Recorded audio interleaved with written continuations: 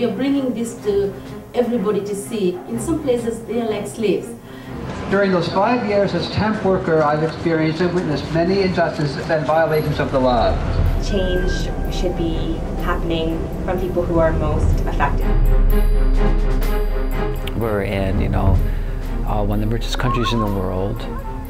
We should be in a democracy, but when you go to work, you don't feel like you're in a democracy.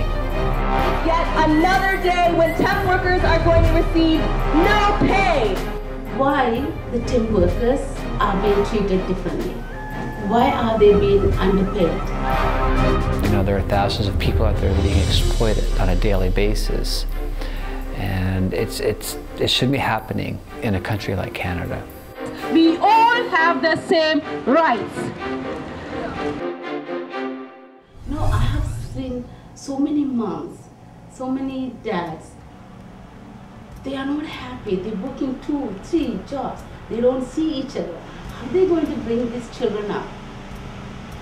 It is so hard. The children are, they don't see the parents together. They don't have 10, 15 minutes to sit down and play with them. We say, okay, you play with your children, talk to them, sing to them. They don't have the time for it. Paying rent, transport, clothing, food. This, even with 2 parents are working, it is hard still. The rents are going up. The TTC has gone up. The food expenses has gone up. How can they manage?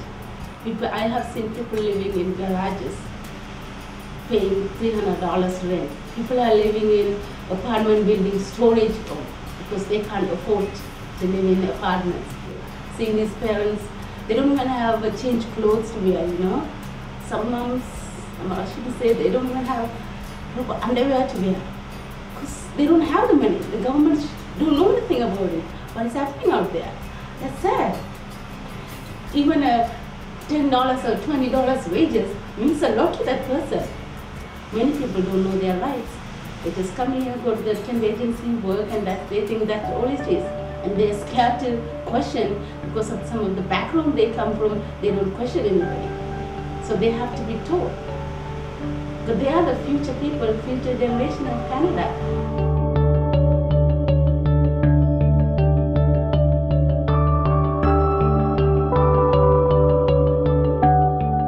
Very difficult for individual workers to speak up or to challenge a temp agency if they are not getting paid personally, because they could be at risk of losing their assignment. There's very little transparency in the industry. We've seen it happen before, that people speak up about something that they think is unfair or is against the law, and then a couple weeks later, a couple days later, they have no more work through that agency, which in itself is illegal, but it's hard to challenge when it's such a temporary, precarious business.